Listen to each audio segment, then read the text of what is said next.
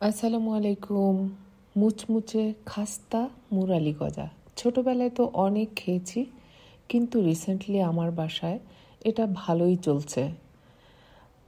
চলুন কত সহজে মুরালি গজা বানিয়ে নিতে পারবেন দেখিয়ে দিই। নিয়ে নিলাম 2 কাপ অল পারপাস ফ্লাওয়ার, দিয়ে দিচ্ছি আধা চা চামচ লবণ, সেই সাথে দিয়ে দিলাম 1 টেবিল চামচ চিনি আর আধা চা চামচ বেকিং পাউডার। বেকিং পাউডারটা স্কিপ করবেন না, ওটা বেকিং পাউডারের জন্য ভিতরে বেশ খাস্তা হয়। আর তেল দিয়ে দিচ্ছি 4 টেবিল চামচ, এটা নর্মাল কুকিং অয়েল। আর তেলটা দিয়ে খুব ভালো করে মিশিয়ে নিতে হবে, আর ময়দাগুলো যেন ঝুরা ঝুরা হয়। আর দেখবেন মুট করলে ওটা হোল্ড করে দলার মতো। তেলটা একটা ইম্পর্টেন্ট স্টেপ এই মুরালি গজার জন্য। এবার পানি দিয়ে মিশাবো, অল্প অল্প করে পানি দিয়ে মিশাবো। আমরা যেটা নর্মাল রুটি বানাই তার থেকে একটু শক্ত হতে হবে। আর পানিটা একসাথে দিয়ে দিলে দেখবেন অনেক সময় বেশি পড়ে গেলে ওটা নরম হয়ে যাবে, আপনাকে আবার ময়দা অ্যাড করা লাগবে, তো তখন এটা পারফেক্ট হবে না। আমি ঢেকে রাখছি 10-15 মিনিটের মতো। এবার আমি এটাকে 4 ভাগে ভাগ করে নিচ্ছি।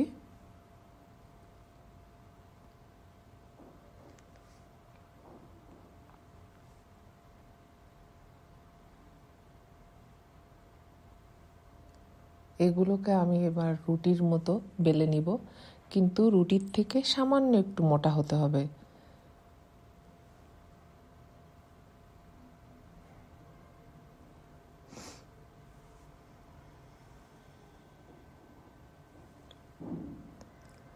সামান্য একটু ময়দা ছিটিয়ে দিয়েছিলাম।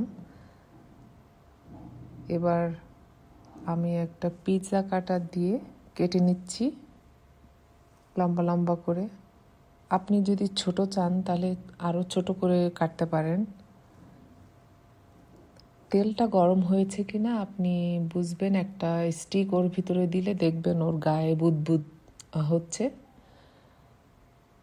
আর এটা ভাজতে হবে মিডিয়াম লো আছে, বেশি হাই হিটে ভাজা যাবে না। আমার কাজের মেয়েটা আমাকে হেল্প করছে।